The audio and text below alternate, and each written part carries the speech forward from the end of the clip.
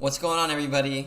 My name is Eric Smith, the host of today's webinar, and hopefully by the time you finish watching this video, you'll have learned a bunch of really great strategies that you can use to find profitable products for your own e-commerce stores. Now, these are all strategies that I have used and learned over the course of my experience dropshipping. They have come from failures to successes. So hopefully some of these strategies will be useful, and I can promise you that at least one of them will help you succeed in dropshipping. So let's get started. Now, if you are unfamiliar with what dropshipping is, essentially it is a retail fulfillment model. And if you don't know what that means, essentially it's a business model where you don't hold any stock or inventory, and instead you have a third party ship products directly to a customer. So as an example, say you own your own store online and you're selling phone cases. When a customer comes into your store and purchases that phone case, you don't have a bunch of phone cases sitting around in your room or in a warehouse somebody. You essentially just send that customer information directly to your supplier, probably in China, and they'll ship it directly to your customer. So you don't have to worry about packing, shipping, or anything like that. And that's essentially what drop shipping is. So moving on, what do you need to do to start drop shipping? Well, first things first, you need to find some profitable products that are backed up by research and data. You don't want to just start guessing, because finding profitable products is probably the most difficult and most important part of dropshipping. The next thing you want to do is to find a supplier for that product. I like to use AliExpress. Other people like using dhk.com. You can find private suppliers in the USA. It doesn't matter. It's not too complicated to find a supplier for a product, but you definitely need to have one in order to get started. Next thing you want to do is to set up a store of some sort. That way you can sell your products. I prefer using Shopify.com. You don't need to know how to code or anything like that. It takes care of dealing with domain names, themes, having customers purchase everything. You can handle orders straight from Shopify. It's really awesome. There is a monthly fee to it, but it's really low in the grand scheme of things for starting your business. And lastly, what you want to make sure you have are some basic marketing skills, because once you have your store set up and you have some products that are ready to be sold, you need to get some traffic into your store, right? You need to get customers in there to start selling. So you need to learn some skills to get those customers to your store. So what are some benefits of dropshipping? Well, the largest appeal is that you can do it from literally anywhere in the world. I dropshipped from New York, I dropshipped from Japan. Anywhere that has an active internet connection, you can really work because it's an online business. Another appeal is that there really is no cap to how much money you can make dropshipping, because really all it is it's your own business. If you don't want to put that much time into it, you can easily do like $50 a day. If you wanted to scale it up and create your own brand, make a huge business, people make actually millions of dollars. Some of the biggest brands dropship. Like I said, Sears used to dropship back in the day. Another appeal is that you can enjoy financial freedom and the fulfillment of owning your own business. I know owning my own business right now is more fulfilling than anything I ever did at a 9-to-5 job. I don't have to answer to a boss. On days that I feel like working all day, I can do that. If I want to go out with my friends on the weekend or in the middle of the weekday, I can do that as well. So you have a bunch of financial freedom. You can make as much money as you want to, as long as you put the work in. So that's a huge appeal of dropshipping, and something you can't get at a normal 9-to-5 job. Like me and my fiance, we actually quit our jobs. We used to live out in Silicon Valley in California, and we quit our jobs to dropship full time, both of us. I used to be a software engineer at Facebook and Instagram, which are both really prestigious jobs. If you ever heard of Instagram Stories, I was on the original team who led that development. So I do have a lot of experience with marketing and knowing the ins and outs of the social media aspects. And now I own 5 Shopify stores. One of them is bringing in $50,000 a month in revenue. I have another one that's bringing in close to $20,000 a month in revenue. And I have a bunch of other smaller ones I'm testing out currently. And I also own a software company, which is nichescraper.com, which I will get into later. But overall, dropshipping has allowed me this kind of lifestyle that I've always dreamed of, not having to work 9-to-5, owning my own company, feeling happy with what I am doing in life. So hopefully that can provide the same kind of opportunities for you. So I just want to say dropshipping works. It's a proven business model that has been around for a very long time. It's not something that is completely new at all. It's been around for 100 years. Sears used to do it with their own catalog items. They would show, washers and dryers in their catalog, and they would actually have that shipped from their own manufacturers directly to the customer. So this has been around for a long time, and it's going to be around for a long time after I make this video, right? And to show that it works, I've documented my whole journey from the very first month I started a year ago, making like $0 a day, to what I'm making now, $50,000 a month with one of my stores. I've documented that all in one of my blog articles, so you can see that in the link if you want to. But just know, guys, it works, but it requires effort. You're starting your own business. Now, finding products is probably the hardest part of dropshipping, right? You need to find products that are in demand, that people want. You can't just start selling anything under the sun, right? Setting up a store is very easy. You just go on Shopify, create a store. You can do that in probably an hour or two. The rest, you want to spend time on product research, finding which products are going to be in demand and are going to go viral. So that's one of the hardest parts, and that's what I'm going to focus on mainly today, is finding those profitable products and some strategies you can use to do that. So I do have a very basic set of rules for when I'm looking at products that you should probably use yourself as well. At the bare minimum, these products should have some kind of existing demand, right? You want to know that the product you're selling is something that people want. You're either going to find that by seeing if people are buying similar products, if people are already buying the product at some level. You just want to make sure that it's not going to go ignored to the vast majority of the world. You want people to want it. So you want some kind of competition there. If other people are selling it, that means that it is being sold well and they're making money off of it. But at the same time, you don't want too much competition. Some competition is good, but in general, you want low competition, right? The third requirement is that you want to have good margins as well. And if you're not aware what a margin is, let's say you sold a phone case for $40 and you buy it from your manufacturer for $20. You would keep a net profit or a net margin of $20.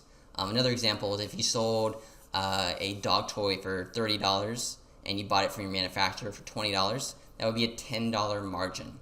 So you want to make sure that your margins are decent, otherwise it's going to be a lot of work to actually make some money, right? So that's why I look for products that are between $15 to $18 because these sell relatively fast. You don't need to actually spend a lot of time convincing the customer to buy a $15 to $80 item. But you also get a decent margin off these items. Anything below that, you're not getting a great margin. Anything above that, you'll get a fantastic margin, but you do need to spend more time and have some more marketing expertise to sell those larger ticket items. Another requirement is that you need to make sure you have a trusted supplier. If you're selling these items and all of a sudden you're selling 100 of these items a day, you need to make sure that your supplier can keep up with that kind of demand, right? You want to make sure that it gets to your customer reliably, that you'll get tracking numbers from your supplier. So that's very, very important. Otherwise, you're going to be dealing with refunds and a lot of customer complaints. And lastly, you want to make sure that the products that you're selling are legal. You don't want to be going out and selling, superhero items like Superman or Star Wars or Disney items because, you could get sued if they find out about it. So you want to make sure that the items you're selling are legal and that you have a trusted supplier. Okay, switching over to my screen view here, I want to give you guys a live demo of how I like to find profitable products using all the requirements and steps I already described. So this is AliExpress.com. Most of you guys are probably already familiar with this website. If not, essentially it's an online marketplace where Chinese manufacturers and suppliers post their products, so it's a great way to source your products for your own dropshipping store. So let's say, for example, I am looking for products in the jewelry niche. I want to sell only jewelry products, for example. Most people will come in here and sort by orders. Now, what this will do is essentially it will show you all the products that you can sell, and it shows you which ones have the highest demand, meaning which ones have the most number of orders. Now, the problem with this strategy is that most people know about this method. All these products are being sold like crazy. There's a ton of competition, and you don't even know if these items are still being sold to this day. Because this number right here, 60,149 orders, even though that sounds impressive, this is over the course of 6 months. So this item could have been very popular 6 months ago, but for whatever reason is not being sold today. It's not successful today. So then how do I find products that meet all the criteria we talked about earlier? Products that have low competition, high demand, good profit margins, all the important things we are looking for in a product. Well, what I like to do is I like to go over to nichescraper.com, and this is basically software that I created to find products that meet this criteria. And what you're going to do is click on Product Scraper and select the AliExpress Products tab. And what you're going to see here is a massive, massive list of AliExpress products that our web scraper has crawled through and analyzed to make it easy for dropshippers to essentially apply filters towards, and analyze the most important information about a product. So looking here, we can see some of the top products on AliExpress as determined by our software. And what you'll notice is that each product has its own graph, which will show you how many orders a product has gotten over the last 7 days. And the reason this is important is because you can see which products are currently in growth mode and which products are currently dying out. So let's just look at this product right here. We can see that on January 14th, which was last week sometime, you got 33 orders, and it was kind of hovering around the same number of orders every single day. Then suddenly on January 18th, it had a huge spike in popularity and started increasing every day since. So this is a really good sign because we know that, in today's market, this item is still selling really well. There's a dropshipper out there who is crushing this product, and that's something we really like to look for, and that's something I look for when I'm searching for my own products. So that lets us know that we met the demand criteria, but what about the competition criteria? Well, another thing our product scraper does is it analyzes the number of different sellers that a product has over the course of the last 7 days. And that's given to us in a number shown right below the product right here. And essentially, the lower the competition score, the better it is for you to dropship. So if we see that only one seller is making up the bulk of the orders of the last 7 days, this means this product is probably being dropshipped by a very small number of people, and this allows us more room to enter the market to get a slice of the pie ourselves. On the other hand, if we see a product where almost every single order is ordered by a different customer or a different dropshipper, that means that a lot of different people are testing out this product. Maybe not one person is finding success with it. So there are a number of different factors why we may want to avoid a situation like that. So that's why this competition score is so important, and I like to look for products that have a lower number, preferably under 30 or so. Another number we give you that's really important is the Ali score.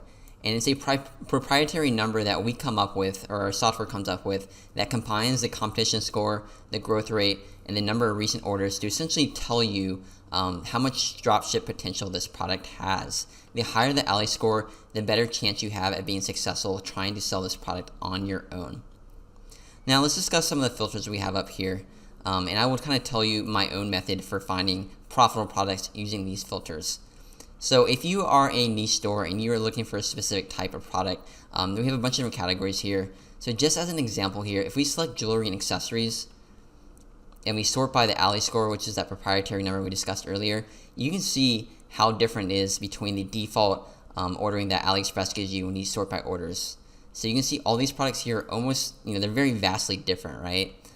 That's because these products are either very competitive or they're not getting a bunch of recent orders. There could be a number of different factors, but this will actually give us which products are or have the highest potential to sell within this category. So one trick I like to do is I like to make use of this recent orders filter right here. And essentially what it'll do is it'll let me filter out products that do not meet the max and minimum amount of orders over the last 7 days. So the magic number that I found is 20 and 600. And you can obviously play around with this yourself, but essentially what I'm trying to do is I want to get rid of the products that are extreme at both ends. So I don't want products that have gotten less than 20 orders in the last 7 days, because honestly, they really haven't proved their worth. If they can't get 20 orders in 7 days, it's probably not of interest to me.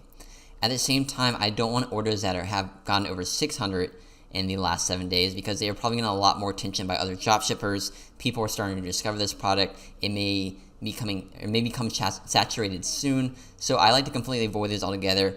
And the products that are in between this number are products that I like to think of as diamonds in the rough. These are undiscovered products that somebody is selling out there very successfully, but not a lot of people have found them yet.